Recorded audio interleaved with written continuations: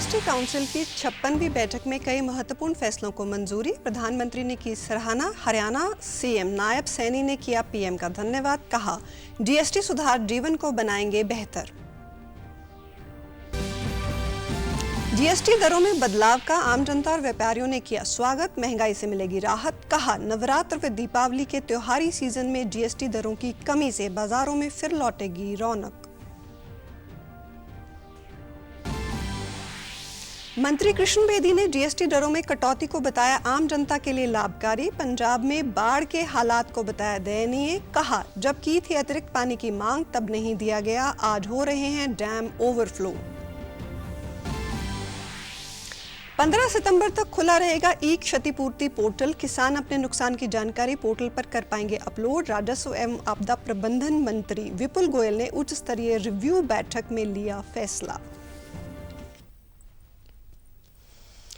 नमस्कार, मैं हूं शैली तनेजा। अब समाचार विस्तार से। नई दिल्ली के सुषमा स्वराज भवन में केंद्रीय वित्त मंत्री निर्मला सीतारमण की अध्यक्षता में जीएसटी काउंसिल की 56वीं बैठक हुई। केंद्र की मोदी सरकार ने त्योहारों से पहले बड़ी सौगात दी है और आवश्यकता की वस्तुओं पर जीएसटी को घटाकर जीरो कर दिया है, जिसका उद्देश्य आम आदमी के जीवन को आसान बनाना और अर्थव्यवस्था को मजबूत करना है। काउंसिल ने मौजूदा 12% और 28% टैक्स स्लैब को समाप्त कर केवल 2 स्लैब 5% और 18% को लागू रखने का निर्णय लिया है। हम नेक्स्ट जनरेशन जीएसटी रिफॉर्म्स लेकर के आ रहे हैं। ये दिवाली के अंदर आपके लिए तोहफा बन जाएंगे। सामान्य मानवीय की जरूरतों के टैक्स भारी मात्रा में कम कर दिए जाएंगे। प्रधानमंत्री नरेंद्र मोदी ने 15 अगस्त को लाल किले के प्राचीर से नेक्स्ट जेन जीएसटी रिफॉर्म की घोषणा की थी। इन सुधारों का उद्देश्य आम आदमी के जीवन को आसान बनाना और अर्थव्यवस्था को मजबूत करना है। नई दिल्ली में आयोजित जीएसटी परिषद की 56वीं बैठक की सिफारिशें प्रधानमंत्री के उसी संकल्प को पूरा करती नजर आ रही हैं। जीएसटी परिषद ने छोटे व्यापारियों और कारोबारियों के साथ साथ सभी के लिए ईज ऑफ डूइंग बिजनेस सुनिश्चित करने के लिए बड़े सुधारों को मंजूरी दी है। इन सुधारों के जरिए आम आदमी, श्रम प्रधान उद्योग, किसान और कृषि के साथ ही स्वास्थ्य क्षेत्र पर ध्यान केंद्रित किया गया है और दरों को कम किया गया है। मौजूदा 4 स्तरीय टैक्स रेट ढांचे को आम लोगों के फायदे के लिए अब सिर्फ 2 दर संरचनाओं में ढाला गया है, 18% का स्टैंडर्ड रेट और 5% का मेरिट रेट। इसके साथ ही कुछ चुनिंदा वस्तुओं और सेवाओं के लिए 40% का विशेष डीमेरिट रेट रखा गया है। जीएसटी में नए सुधारों से आम आदमी की रोजमर्रा की कई वस्तुओं पर बड़ी बचत होगी। इनमें हेयर ऑयल, शैम्पू, मक्खन, घी, चीज, डेयरी स्प्रेड, पैक्ड नमकीन, भुजिया और मिक्सचर शामिल हैं। वहीं बर्तन, फीडिंग बॉटल, नैपी और बच्चों के डायपर में 5% जीएसटी की नई दर से लोगों को राहत मिलेगी। केंद्र सरकार ने जीएसटी दरों में कमी करके देश की सेहत को दुरुस्त करने का भी प्रयास किया है। सभी निजी जीवन बीमा पॉलिसी और निजी स्वास्थ्य बीमा पॉलिसियों के पुनर्बीमा पर जीएसटी से छूट दी गई है। थर्मामीटर, डायग्नोस्टिक किट और टेस्ट स्ट्रिप्स सहित नजर के चश्मों पर 5% जीएसटी लगेगा। Health related items, 33 life saving drugs and medicine, and they all come down from 12 to 0. From 5 to 0 and 3 life-saving drugs and medicines used for treatment of cancer, rare diseases and other severe chronic diseases. केंद्र सरकार ने GST सुधारों के जरिए किसानों को बड़ा तोहफा दिया है। ट्रैक्टर के साथ ही उसके टायर और पुर्जों पर जीएसटी अब 5% रहेगा। कृषि आधारित वस्तुओं और मशीनों पर भी जीएसटी में कमी की गई है। छोटी कार और बाइक खरीदने वालों को सरकार ने बड़ा तोहफा दिया है। 1200 सीसी पेट्रोल और diesel hybrid, LPG, CNG car और 1500 सीसी डीजल और हाइब्रिड कारों पर 18% जीएसटी कर दिया गया है। इसके साथ ही 3 पहिया वाहन और 350 सीसी तक की मोटरसाइकिल और माल ढुलाई वाले मोटर वाहनों पर जीएसटी की दर को घटाकर 18% कर दिया गया है। जीएसटी में सुधारों से बच्चों की पढ़ाई का खर्च कम करने की भी कोशिश की गई है। Pen, pencil, chart, globe, pencil sharpener, crayons, black board, copy, notebooks और इरेजर पर जीएसटी दर अब 0 हो गई है। त्योहारी सीजन में एसी और टीवी पर ऑफर्स की बहार होती है। अब सरकार ने इन इलेक्ट्रॉनिक उपकरणों पर जीएसटी दर में कमी करके आम आदमी की बचत कराई है। एसी, 32 इंच से बड़े एलईडी और एलसीडी टीवी, मॉनिटर, प्रोजेक्टर और डिश वॉशिंग मशीन पर 18% जीएसटी लगेगा। ये जीएसटी सुधार हर भारतीय के लिए दिवाली का तोहफा है। इससे आम जनता के लिए टैक्स में भारी कमी होगी, एमएसएमई और छोटे उद्यमियों को बड़ा लाभ मिलेगा और अर्थव्यवस्था को भी नई गति मिलेगी। जीएसटी काउंसिल की 56वीं बैठक में कई महत्वपूर्ण फैसलों को मंजूरी दी गई है। पीएम मोदी ने इस निर्णय का स्वागत करते हुए अर्थव्यवस्था के लिए इसे मजबूत कदम बताया। प्रधानमंत्री नरेंद्र मोदी ने सोशल मीडिया प्लेटफॉर्म एक्स पर इस निर्णय का स्वागत करते हुए लिखा, अपने स्वतंत्रता दिवस भाषण के दौरान मैंने जीएसटी में अगली पीढ़ी के सुधार लाने के हमारे इरादे के बारे में बात की थी। केंद्र सरकार ने जीएसटी दरों को युक्ति संगत बनाने और प्रक्रियागत सुधारों के लिए एक विस्तृत प्रस्ताव तैयार किया था, जिसका उद्देश्य आम आदमी के जीवन को आसान बनाना और अर्थव्यवस्था को मजबूत करना है। उन्होंने आगे कहा, यह बताते हुए खुशी हो रही है कि जीएसटी काउंसिल ने सामूहिक रूप से केंद्र सरकार द्वारा जीएसटी दरों में कटौती और सुधारों पर प्रस्तुत प्रस्तावों पर सहमति व्यक्त की है, जिसमें केंद्र और राज्य शामिल हैं, जिससे आम आदमी, किसानों, एमएसएमई, मध्यम वर्ग, महिलाओं और युवाओं को लाभ होगा। व्यापक सुधार हमारे नागरिकों के जीवन में सुधार लाएंगे और सभी के लिए, विशेष रूप से छोटे व्यापारियों और व्यवसायों के लिए व्यापार करने में आसानी सुनिश्चित करेंगे। वहीं हरियाणा के मुख्यमंत्री नायब सिंह सैनी नई दिल्ली में आयोजित 2 दिवसीय जीएसटी परिषद की बैठक में शामिल हुए। उन्होंने कहा कि टैक्स के एकमुश्त सरलीकरण से आमजन को बहुत राहत मिलेगी। इसके लिए मैं प्रधानमंत्री का हृदय से धन्यवाद करता हूं। उनको कम किया गया है, कुछ को 18% में रखा गया है और कुछ को 5% में किया गया है और कुछ को 0 भी किया गया है। इसके लिए मैं आदरणीय प्रधानमंत्री जी का दिल से धन्यवाद करता हूं कि उनके नेतृत्व में आम जन को एक बहुत बड़ी राहत इस टैक्स रेशनलाइजेशंस के माध्यम से मिलेगी।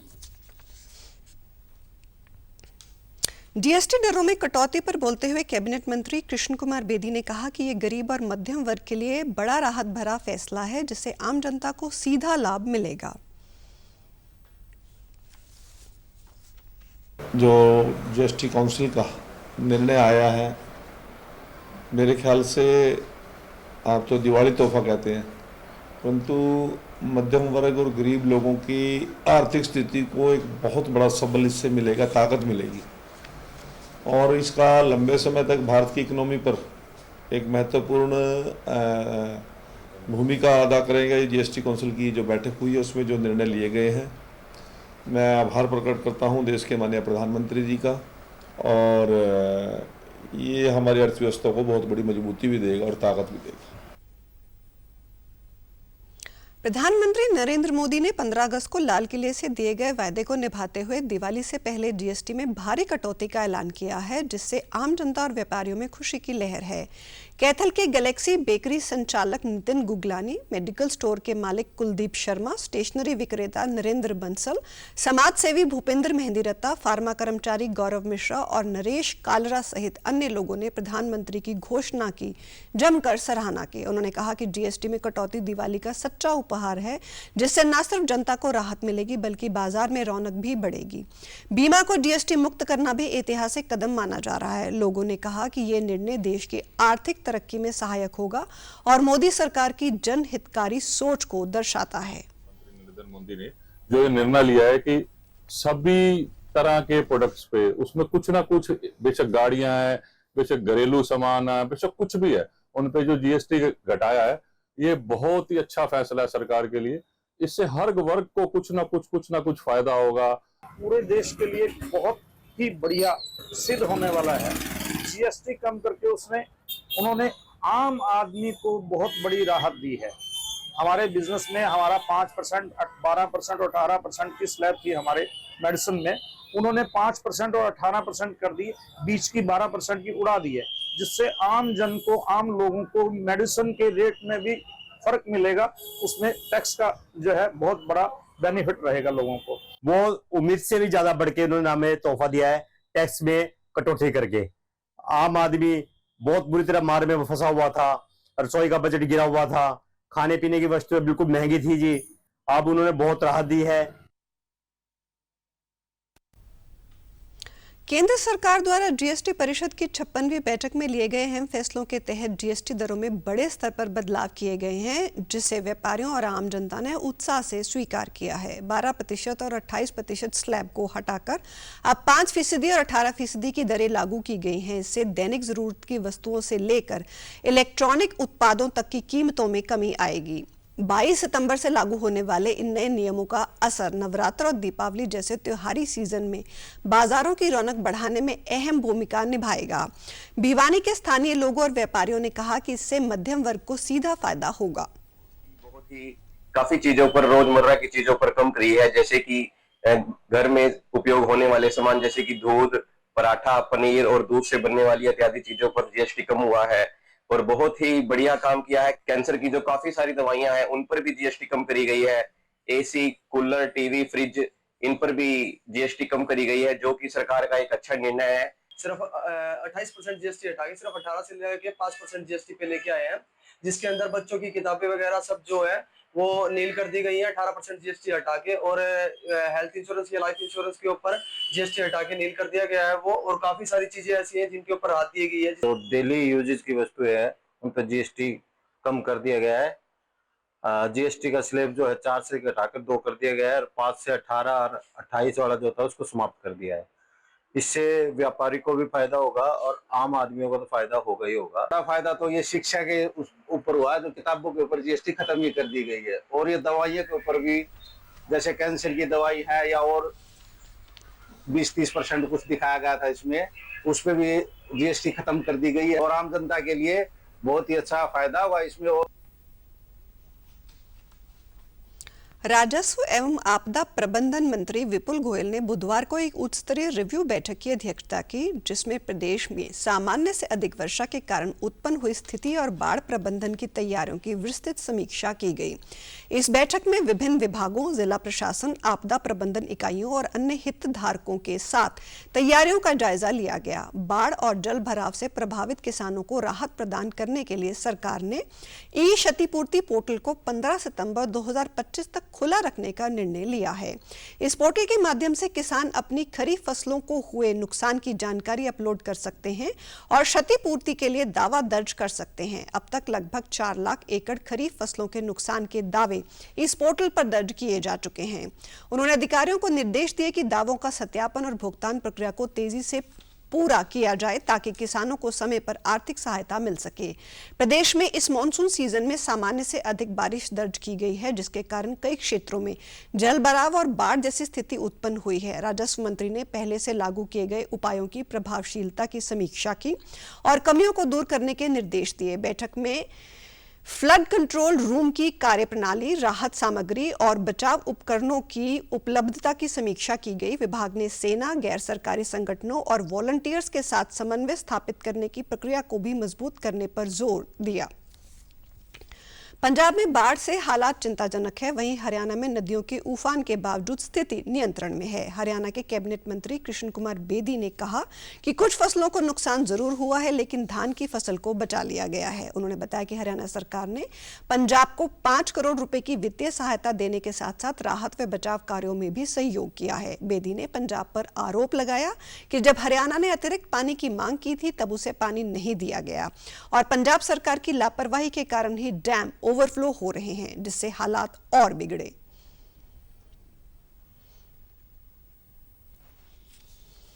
हमारे प्रदेश के लोकप्रिय मुख्यमंत्री हमारे नायब सिंह सैनी जी ने, हमारे प्रशासनिक अधिकारियों ने, सभी जनप्रतिनिधियों ने फील्ड में रहकर, लोगों के बीच रहकर और अधिकारियों का तालमेल करके जिस प्रकार से जानी और माली नुकसान को बचाने का प्रयास किया और उसमें हमें सफलता भी मिली।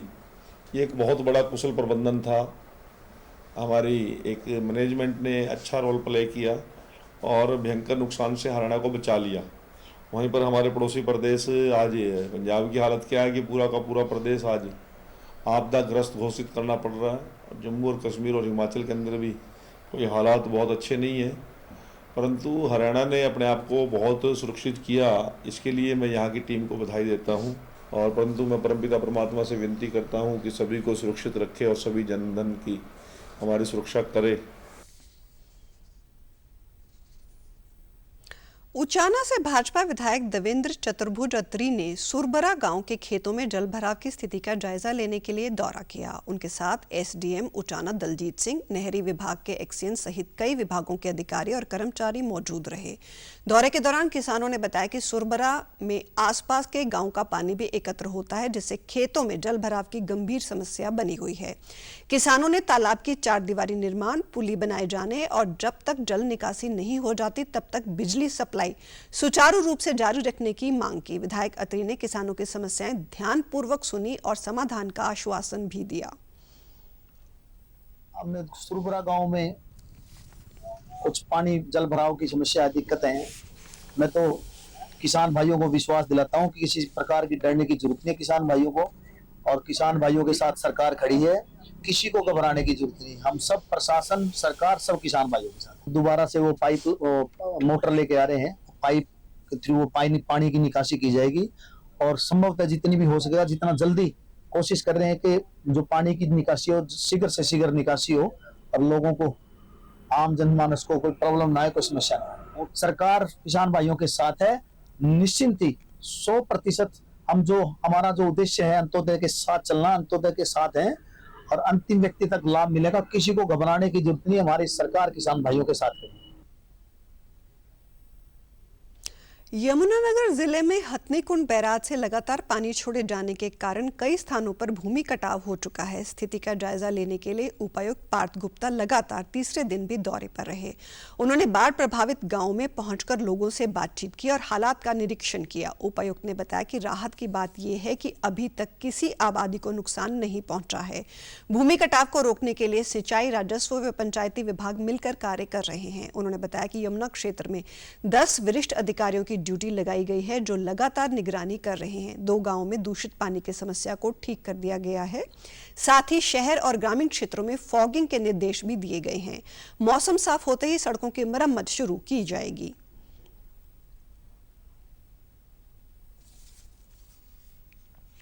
फॉगिंग के लिए जो है निगम और ग्रामीण क्षेत्रों में जो है सभी विभाग को कार्रवाई कर रहे हैं। कल से जो है हमने फॉगिंग जो है चालू कर दी थी अलग अलग एरियाज में, और 2 गांवों में जो है पानी जो है दूषित हो गया था, संक्रमित हो गया था, बिकॉज वहाँ पर वाटर जैसे जो है ओवरफ्लो कर गया था, उसको जो है रिजॉल्व करा दिया गया है और उसके सैंपल भी जो टेस्ट जो है कराने के लिए भेज दिए गए हैं। तो इस तरह जो है हर तरह से जो है लोगों को कोई दिक्कत ना आए, सभी विभाग जो है एक साथ खुलकर इसमें प्रयास करें। जैसे मौसम साफ होता है, खुलता है, उसके बाद जो है वो पक्के तरीके से इसको रिपेयर करने के निर्देश जो संबंधित विभाग को दे दिए गए हैं। यमुना नदी में जलस्तर बढ़ने से फरीदाबाद में प्रशासन की चिंताएं बढ़ गई हैं। हालात को संभालने के लिए प्रशासन ने जेसीबी की मदद से बांधों को मजबूत करना शुरू कर दिया है। ग्रामीण क्षेत्रों में बाढ़ का खतरा मंडरा रहा है, जिससे निपटने के लिए प्रशासन द्वारा गांव-गांव जाकर लोगों को सुरक्षित शेल्टर होम में पहुंचने की अपील की जा रही है। प्रशासन की अपील के बाद लोग शेल्टर होम में पहुंचने लगे हैं, जहां खाने पीने, दवाइयां और रहने की व्यवस्था की गई है। एनडीआरएफ की टीमें भी मौके पर तैनात कर दी गई हैं। तेज बहाव के चलते कई क्षेत्रों में ज्वार, बाजरा और सब्जियों की फसलें बर्बाद हो चुकी हैं। ग्रामीणों ने सरकार से विशेष गिरदावरी और मुआवजे की मांग की है। एक शरणार्थी महिला ने बताया कि शिविरों में उन्हें किसी तरह की परेशानी नहीं है और सभी सुविधाएं उपलब्ध हैं। कम से कम 1000 एकड़ भूमि जलमग्न हो चुकी है, जिसमें धान, ज्वार, बाजरा वो हमारे खड़े हुए थे और हमारा घिया है, तोरई है, सब्जी की भी फसल उसमें थी। मेरी सरकार से भी ये अपील है कि स्पेशल गिरदावरी सरकार कराए जमुना पार के हमारे खेतों की और किसानों को राहत दे, किसानों को मुआवजा अपने स्तर पे बनाया जाए और उसकी स्पेशल गिरदावरी कराई जाए। मेरा कहने का सरकार से भी यही अपील है कि भाई किसानों को राहत दी जाए। बहुत ज़्यादा नुकसान है, सब्जी का भी बहुत ज़्यादा नुकसान है और सभी चारे के जो फसल बोई हुई थी हम लोगों ने सब बर्बाद हो चुकी है और धान की फसल सारी बिल्कुल ख़त्म हो चुकी है। तो सरकार से ये रिक्वेस्ट है हमारी कि भाई ज़्यादा से ज़्यादा मुआवजे की कोशिश करें और स्पेशल गिरदावरी जो कराई जाए हमारे यहाँ पे। बिल्कुल बढ़िया, ठीक ठाक है, बहुत बढ़िया है। कोई दिक्कत नहीं है हमें। वो खाने पीने की कोई दिक्कत नहीं, खाना पीना बहुत बढ़िया मिलेगा। पंजाब में भारी बारिश से आई भीषण बाढ़ ने जनजीवन को बुरी तरह से प्रभावित किया है, लेकिन इस संकट के समय में हरियाणा के पिछड़े और अल्पसंख्यक जिले नूह ने मानवता की मिसाल पेश की है। सोशल मीडिया से शुरू हुई एक छोटी सी पहल ने अब जन आंदोलन का रूप ले लिया है। झोपड़ी क्लब फिरोजपुर झिरका और पुन्हाना क्षेत्र के युवाओं ने इस अभियान की शुरुआत की, जिसके तहत गांव-गांव से जरूरी सामान इकट्ठा किया गया। हिदायत कमांडो समेत सिंह सलमबा, मुबारक अटरेना समेत एक टीम ने पंजाब जाकर राहत सामग्री वितरित की। मस्जिदों से ऐलान कराकर राहत सामग्री को गांव के सहयोग से जुटाया गया, जिसमें बच्चे, महिलाएं और बुजुर्ग शामिल हुए। जमीयत उलमा ए मेवात के मौलाना याया करीमी के नेतृत्व में राहत सामग्री से भरी गाड़ी पंजाब भेजी गई। बता दें कि अब तक 12 ट्रक्स राहत सामग्री रवाना की जा चुकी है। ये मदद थोड़ी रोक ली जाए तो ये मदद सही जगह चली जाएगी। तो साथियों, सही जगह चीज पहुंचाना हमारा मकसद है। और बाकी पूरे इलाका है पंजाब के अंदर, पूरे इलाके में मेवात हो चुका अल्हम्दुलिल्लाह। हमने जो बाढ़ पीड़ित इलाके हैं और जो प्रभावित गांव हैं उनमें जाकर हमने लोगों से मिले। जिन लोगों ने जिन चीज़ की ज़रूरत थी उनके लिए हमने वो सामान भी बांटे, किट भी बांटी। और अब यहाँ पानी तो है लेकिन हालात आहिस्ते आहिस्ते सुधरते जा रहे हैं। मुझे लगता है कि जिस तरीके से पंजाब के लोग और देश के साथ खड़े होते हैं, अब की बार मेवात के लोग सच में ही पंजाब के साथ खड़े हुए हैं। मैं पंजाबी मेवातियों को दिल से सलाम करता हूं, मेवात को दिल से सलाम करता हूं। मेवातियों ने हक अदा किया है। यहाँ के हालात अब बेहतर होते जा रहे हैं। राशन पानी की यहाँ बहुत बड़ी तादाद में पहुँच चुका है। मेवात से हमारी लगभग 11 साथियों की टीम 4 रोज पहले पंजाब हम आए और हमने लगभग 5-6 जिलों का हमने मुआयना किया, लोगों को करीब से देखा जी। और जो हम पहली खेप मेवात से लेकर आए थे, यकीनन वो खेप नहीं थी, वो उस इंसानियत का सबूत था जो डीएनए के भाई वापिस मिले। अच्छा एक संदेश पूरे देश में गया। हाल ही में हुई लगातार भारी बारिश ने अंबाला जिले के किसानों की मेहनत पर पानी फेर दिया है। खेतों में खड़ी धान और सब्जियों की फसलें जलमग्न हो गई हैं, जिससे किसानों को भारी नुकसान झेलना पड़ा है। किसानों ने बताया कि जल भराव के चलते आने वाले हफ्तों तक खेतों में काम करना मुश्किल रहेगा और मिट्टी की गुणवत्ता पर भी नकारात्मक असर पड़ा है। किसानों ने कहा कि हमने पूरी उम्मीद से खेती की थी, लेकिन ये बरसात हमारे लिए अभिशाप बन गई। ये पानी है जो इसकी निकासी नहीं है, जो असली रास्ते थे वो लोगों ने बंद कर दिए हैं पानी के। तो पानी ये सडौरे का जो पानी है, सडौरे तक का, ये हमारी तरफ से ही आ रहा डुलियानी में, जिसने कई एकड़ जमीन को खत्म कर दिया, बर्बाद कर दिया। घरों में गाँव में पानी घुसा हुआ है। फसल को सारी फसल खत्म है जी, फसल पूरी खत्म है ही नहीं फसल। इसमें क्या है, जो धान लगाया था 2 दफा सब खत्म हो गया। इस स्थिति को देखते हुए एसडीएम सितंदर सिवाच ने धनोरा, धीन, सिरसगढ़, हेमा माजरा, होली, बराड़ और मुलाना जैसे गांवों का दौरा किया। उन्होंने संबंधित अधिकारियों को जल भराव वाले इलाके में पानी की त्वरित निकासी के निर्देश दिए। सितंदर सिवाच ने मगना, नकटी और मार्कंडे नदियों में बढ़ते जलस्तर को देखते हुए गांव के सरपंचों, सचिवों और पटवारियों को सतर्क रहने और किसी भी संभावित कटाव की तुरंत सूचना देने को कहा। उन्होंने लोगों से नदियों के किनारे ना जाने और खंडरनुमा मकानों से दूर रहने की अपील की है। प्रशासन ने जेसीबी व अन्य संसाधनों की व्यवस्था करने और नालों की सफाई के भी निर्देश दिए हैं। कमला फील्ड में था, मेरे द्वारा भी 5-6 गाँव धनौरा, ब्राह्मण माजरा, हेमा माजरा, मुलाना, सिरसगढ़, धीन आदि गांवों का दौरा किया गया है और समस्त मशीनरी, पटवारी, ग्राम सचिव को कहा गया है कि वो फील्ड में रहें, गांव में रहें और किसी भी स्थिति के बारे में तुरंत उसका संज्ञान लें। इसके अतिरिक्त मेरी आमजन से भी अपील है कि वो जल भराव वाली जगहों पर ना जाएं, नदियों से दूर रहें और जो मकान पुराने हैं उन से भी अपने आप को सेफ करें ताकि कोई अनटुवर्ड इंसिडेंट ना हो। लाडो लक्ष्मी योजना को लेकर सिरसा की महिलाओं में भी खासा उत्साह देखा जा रहा है। इस योजना के तहत आर्थिक रूप से कमजोर वर्ग की महिलाओं को प्रति माह 2100 रुपये सहायता राशि मिलेगी। ये योजना उन महिलाओं के लिए है जिनकी वार्षिक आय 1 लाख से कम है। सिरसा की महिलाओं ने इसे सरकार की सकारात्मक सोच का परिणाम बताते हुए मुख्यमंत्री नायब सिंह सैनी और प्रधानमंत्री नरेंद्र मोदी का धन्यवाद किया। स्थानीय महिलाओं ने कहा कि ये योजना न केवल आर्थिक मदद देगी बल्कि महिलाओं को आत्मनिर्भर बनने की राह पर आगे भी ले जाएगी। उन्होंने कहा कि सरकार की नीयत और नीति में कोई अंतर नहीं है और इस तरह की योजनाएं महिला सशक्तिकरण को सशक्त दिशा दे रही हैं। जो नायाब तोहफा एक महिलाओं के सम्मान में अभी हमारे नायब सरकार ने दिया है, दीनदयाल लाडो लक्ष्मी योजना, वो बहुत ही सराहनीय कदम है। एक नायाब तोहफा महिलाओं के लिए दिया गया है। नई नई योजनाओं से सरकार जो है महिलाओं को आगे लेके आना चाहती है। हर क्षेत्र में महिलाओं का सम्मान रहा है और हम इस योजना के लिए तहे दिल से माननीय मुख्यमंत्री जी का आभार करते हैं। जो हमारी लाडो लक्ष्मी योजना हरियाणा सरकार ने जो शुरू की है वो महिलाओं के लिए एक सराहनीय कदम है, जिसमें कि महिलाओं को उन्होंने पूर्ण रूप से आर्थिक रूप से आत्मनिर्भर बनाने का जो प्रयास है वो किया है। इसमें हमारे हरियाणा की जो है 20 लाख से अधिक महिलाओं को उन्होंने शामिल किया है। ये हरियाणा सरकार धन्यवाद करते हैं।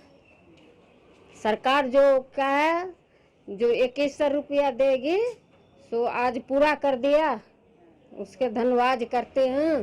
सरकार के लिए धन्यवाद। सरकार जो किए हैं वो बहुत अच्छे कर रहे हैं हमारे गरीब के लिए।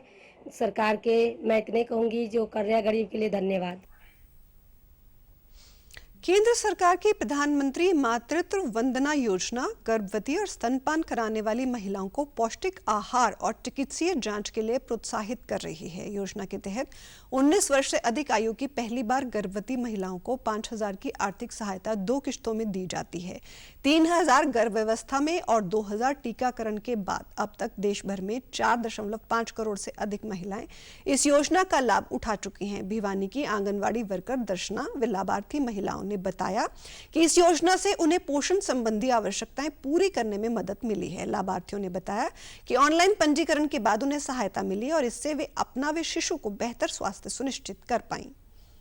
प्रधानमंत्री मातृ वंदना योजना एक ऐसी योजना है जिसमें माँ और बच्चे का से स्वास्थ्य की देखभाल की जाती है। इसमें पहली बार माँ बनने पर 5000 रुपए दिए जाते हैं, 3000 रुपए गर्भवती के टाइम और 2000 बच्चे के टीकाकरण के बाद दिए जाते हैं।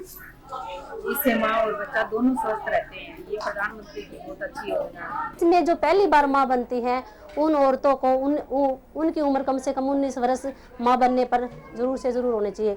उनको प्रधानमंत्री योजना के तहत पहली बार आंगनवाड़ी में पंजीकरण करने पर 3000 और दूसरी बार बच्चा पैदा होने के बाद बच्चे का जो प्रथम टीकाकरण है पूरा होने के बाद 3000 रुपये पहली किस्त में और दूसरी किस्त में 2000 रुपये बच्चा पैदा होने के बाद उसका जो प्रथम टीकाकरण है वो पूरा होने के बाद दिया जाता है। प्रधानमंत्री नरेंद्र मोदी द्वारा पर्यावरण संरक्षण के उद्देश्य से शुरू की गई एक पेड़ मां के नाम मुहिम को जन जन तक पहुंचाने के लिए हरियाणा स्कूल शिक्षा परियोजना परिषद पंचकूला के तत्वाधान में कैथल के राजकीय कन्या स्कूल जोखली अड्डा में जिला स्तरीय यूथ एवं इको क्लब मिशन लाइफ प्रशिक्षण शिविर का आयोजन किया गया। इसमें जिले के सभी खंडों के स्कूलों ने इको क्लब प्रभारियों ने भाग लिया।